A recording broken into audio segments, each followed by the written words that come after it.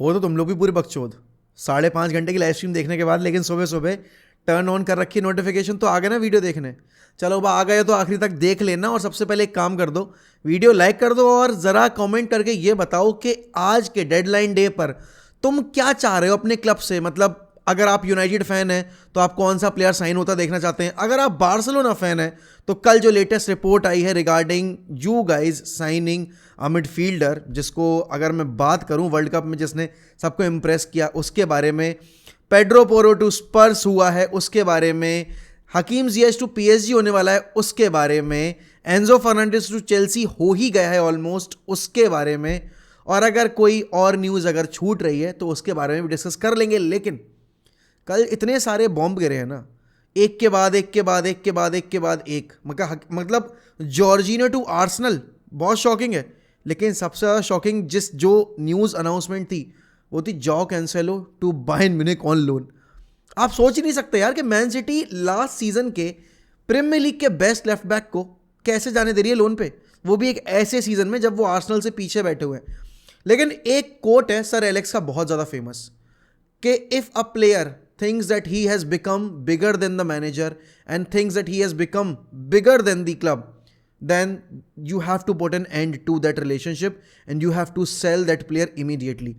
And although Pep Guardiola is a rival manager, Pep Guardiola city को manage कर रहे हैं, जो यूनाइटेड की डार्बी राइवल है वो, लेकिन इस केस में आई वुड अप्रिशिएट पेप कि उसने सही डिसीजन लिया। No one can be bigger than the club, चाहे वो कोई भी प्लेयर हो। और यहाँ पर जॉ कैंसेलो एक ऐसा प्लेयर जो कि यूवेंटस में स्ट्रगल कर रहा था, यूवेंटस में he was not this good, let's be very honest. वो राइट बैक खेल रहा था, he was not this good. Left back पर जॉ कैंसेलो को शिफ्ट किया, वहाँ पर उसको वर्ल्ड क्लास बना दिया। एंड एक दिसंबर के महीने में रिफ्ट हुई थी between jaw Cancelo and Phil Foden. अब देखो फिल फोर्डन के केस में थोड़ा सा वो फेवर आ जाता है क्योंकि he is an academy graduate, तो वहाँ पर थोड़ा प्रोटेक्टिव हो जाएंगे अकेडमी से आए हुए प्लेयर के लिए आपके क्लब और आपके फैंस। लेकिन जॉ कैंसेलो का बिहेवियर आपने वर्ल्ड कप में भी नोटिस किया था, and jaw Cancelo is not performing well this season. इसीलिए आपने वर्ल्ड कप में भी डिएगो डेलो को स्टार्ट करते देखा। इस सीजन आपने देखा कि लिवरपूल वाले गेम के बाद जॉ कैंसेलो का जो गेम टाइम था वो भी कम हो गया। तो ऑब्वियस ही बात है वो फ्रस्ट्रेशन थी जॉ कैंसेलो के अंदर, एंड अल्टीमेटली वो भिड़ंत हो गई उनके बीच में। आर्सेनल वाले game was the breaking point ऐसा बताया जा रहा है। जो फैन पेजेस हैं सिटी के वो यही रिपोर्ट कर रहे हैं कि आर्सेनल वाले गेम से पहले जब पेप ग्वार्डियोला ने बताया जाओ कैंसेलो को that you are not going to be part of that squad, तो कहीं ना कहीं वो ब्रेकिंग पॉइंट था इस रिलेशनशिप का। एंड अब इससे होगा क्या, जब जाओ कैंसेलो बायर्न म्यूनिख गया है तो फिर अल्फोंसो डेविस का क्या होने वाला है, या फिर माजुरुई का क्या होने वाला है। पवार्ड तो ऑलरेडी छोड़ के जा रहा है। अब उस कॉन्ट्रैक्ट में 70 मिलियन का बाय ऑप्शन रखा गया है कि अगर आपको प्लेयर की परफॉर्मेंस पसंद आती है तो आप 70 मिलियन पे करो and you get your player. मेरे हिसाब से बायर्न 70 मिलियन तभी पे करेगी जब जाओ कैंसेलो लास्ट ईयर की जो सिटी वाली परफॉर्मेंसेज हैं वो रेप्लिकेट कर दे, और अगर वैसा परफॉर्म करेगा तो डेफिनेटली हो सकता है बायर्न म्यूनिख उस डील को सील कर दे। बट मेरे हिसाब से सिटी ने और ग्वार्डियोला ने जो डिसीजन लिया है, देखो यार आपने बहुत रिपोर्ट्स पढ़ ली हैं कि गुंडोगन और ग्वार्डियोला का फॉल आउट हो गया है।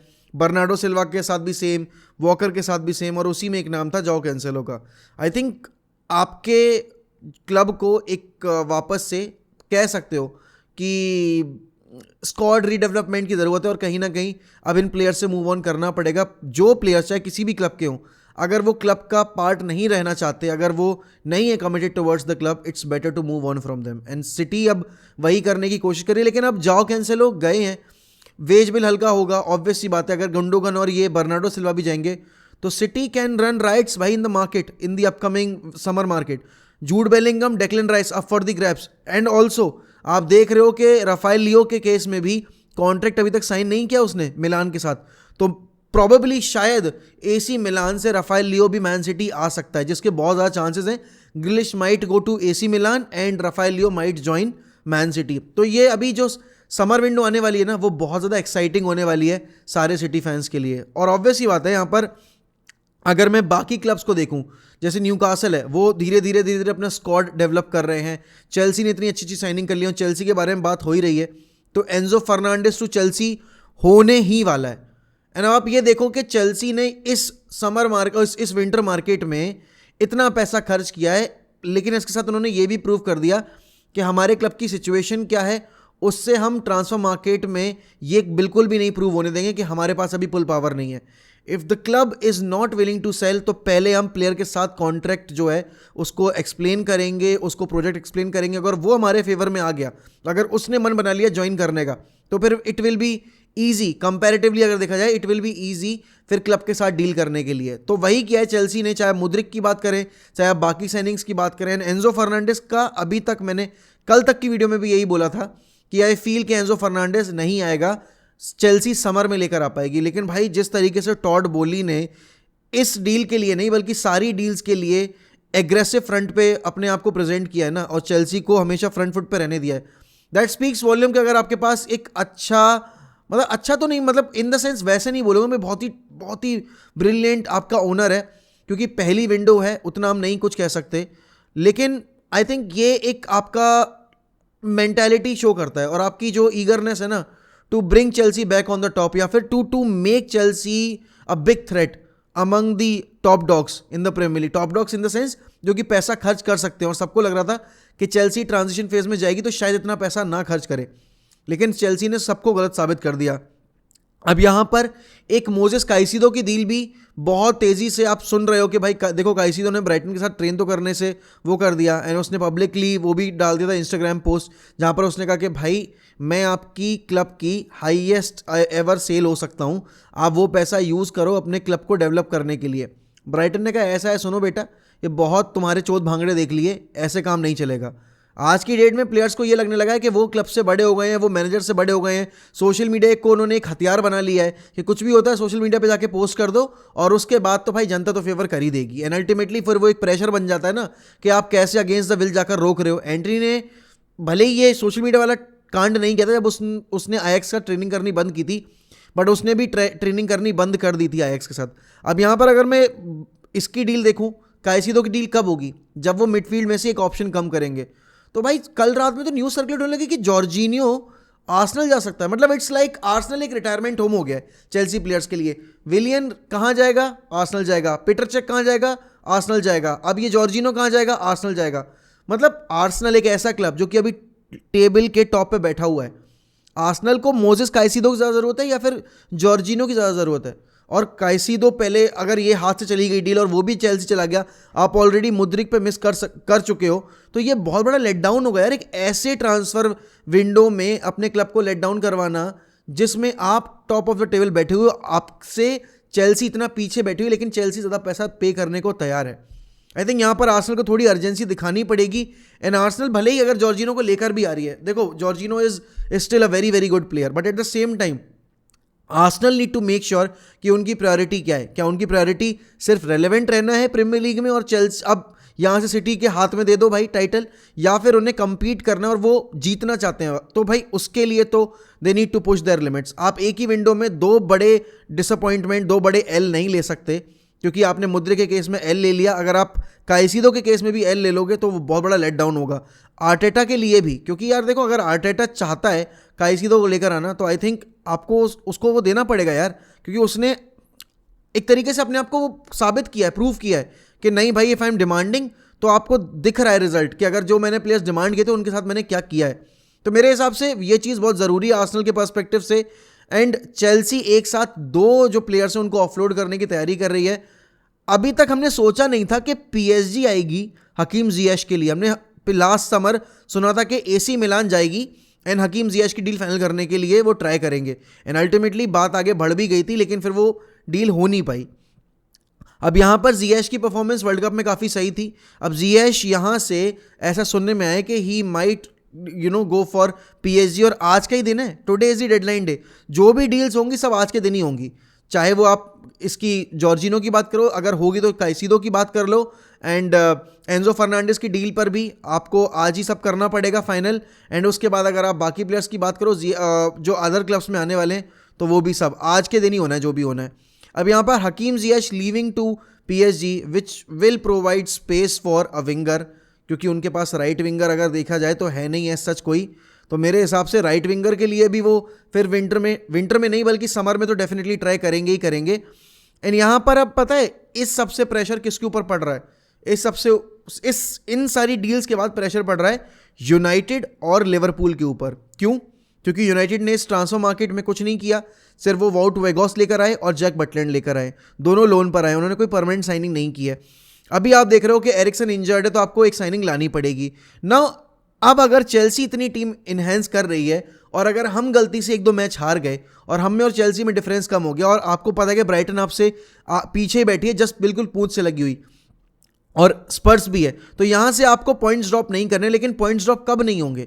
जब आपकी टीम में वो स्टेबिलिटी होगी, जब आपकी टीम में वो मैच्योरिटी होगी, जब आपकी टीम जो ए टीम है वो होगी फील्ड के ऊपर, जिससे आपको कॉन्फिडेंस मिले। अब यहां पर कल यूनाइटेड का कल एफए का टाई भी आ गया है, आपको वेस्ट हैम से खेलना है। तो देखो यार, अब वेस्ट हैम एक प्रीमियर लीग क्लब, ठीक है वेस्ट हैम अच्छा नहीं कर रही है, बट कप कॉम्पिटिशन्स में साउथहैम्पटन ने मैन सिटी को बाहर किया और वो बॉटम ऑफ द टेबल बैठे हुए थे। तो कप कॉम्पिटिशन्स में कोई गेम ईजी नहीं होता। तो यूनाइटेड अगर एफए कप जीतना चाहती है, अगर यूनाइटेड जाकर कैराबाओ कप जीतना चाहती है, प्रीमियर लीग में अगर उनको टॉप 4 फिनिश करना है, वो बार्सिलोना के अगेंस्ट कुछ करना चाहते हैं, तो भाई एक साइनिंग तो कर लो यार, एटलीस्ट मिडफील्डर तो ऐड करो। यूरी टिलिस्मैन की न्यूज़ आ रही है कि भाई Youri Tielemans might head over to Manchester, लेकिन अभी तक नाम नहीं लिया गया है, किसी भी रिलायबल सोर्स ने टिलिस्मैन का नाम जोड़ा नहीं है यूनाइटेड के साथ। एंड वहाँ लेस्टर कह रही है कि भाई हमें परमानेंट बेसिस पर बेचना है, हम लोन पर नहीं दे पाएंगे। एंड यहाँ पर आप कह रहे हो कि भाई हम लोन पर ही ले पाएंगे, हम परमानेंट बेसिस पर नहीं ले पाएंगे। अगर यहाँ पर आर्सेनल जाता है टिलिस्मैन, जो कि समर में बहुत स्ट्रॉन्ग रूमर्स भी थे, तो it won't come as a surprise to me, क्योंकि हम हाथ पैर नहीं मार रहे हैं। We are not eager enough, we are not actually showing that much of passion in the market कि हमें भी अपना स्क्वाड जो है वो एनहेंस करना है। अब देखो यार, ये जो अभी सीन और चल रहा है ना पूरे ट्रांसफर मार्केट में, और जिस तरीके से चेल्सी ने डोमिनेट किया ये ट्रांसफर मार्केट, आपको समझ में आ रहा है कि क्लब का अप्रोच अभी बहुत बदल गया है और बेचने वाले क्लब्स भी इतनी आसानी से नहीं झुक रहे। अभी कुछ साल पहले की बात होती ना, बेनफिका देखती कि भाई एंजो फर्नांडिस के लिए ऑफर आया है और उनको पता है कि भाई शायद इसके बाद हमें ना मिले इतना पैसा, वो कहते ले जाओ। लेकिन अब देखो आज के टाइम में सिनेरियो पूरा चेंज हो गया है। क्यों? उस बंदे ने वर्ल्ड कप जीत लिया। अब अगर वो रुकता है यहाँ पे, अगर वो इस विंटर मार्केट में रुक जाता और उसके बाद समर में अगर चेल्सी वापस आती, तो चेल्सी के साथ वापस आती Manchester United, Barcelona, Real Madrid, probably शायद Liverpool and obviously Man city.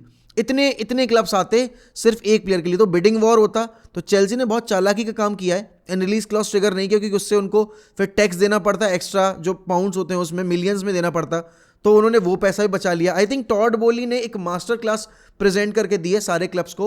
And United के अगर मैं पर्सपेक्टिव से देखूं, this winter window was a big let down, लेकिन अगर एक विंटर विंडो की लेट डाउन से मुझे समर में ग्लेजर्स को नहीं झेलना पड़ेगा, भाई I am ready to take that L, I am ready to go one more window without signing anyone.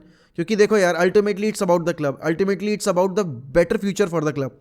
और टेनेक कहीं नहीं जाने वाला, Ten Hag is doing wonders with the club, I hope he continues to do that. And अब नई ownership के under हमें एक नया अप्रोच रखना पड़ेगा, और उसके साथ साथ हमें ये भी देखना पड़ेगा कि हम न्यूकासल, मैन सिटी, चेल्सी, ये क्लब्स जिनके पास पैसा बहुत ज़्यादा है, उनके साथ कैसे compete कर सकते हैं। एक प्रोजेक्ट डेवलप करना पड़ेगा, आपको एक पूरा प्लान करना पड़ेगा, आप लेआउट बनाना पड़ेगा कि कैसे आपको समर मार्केट में कौन प्लेयर्स को अप्रोच करना है, किस टाइम पे करना है। क्योंकि अल्टीमेटली ज़्यादा लेट करोगे तो एंटनी वाला हाल हो जाएगा, जब आपको एक्स्ट्रा पैसे पे करने पड़ते हैं ना, आप फिर वो 60 मिलियन का प्लेयर आप 100 मिलियन में लेकर आए हो।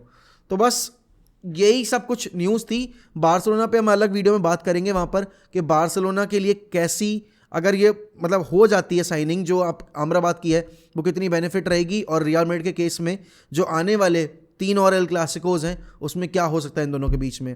तो अगर आप नए हैं चैनल पे तो सब्सक्राइब कर दीजिएगा, अगर आपको रिलेटेबल कंटेंट लगता है तो लाइक कर दीजिएगा वीडियो, अगर आपको वीडियो पसंद आई हो कमेंट कर देना जो भी मैंने डिस्कस किया है उसके रिगार्डिंग, अगर आपका कोई ओपिनियन है। मिलते हैं अगली वीडियो में, तब तक के लिए गुड बाय, टेक केयर।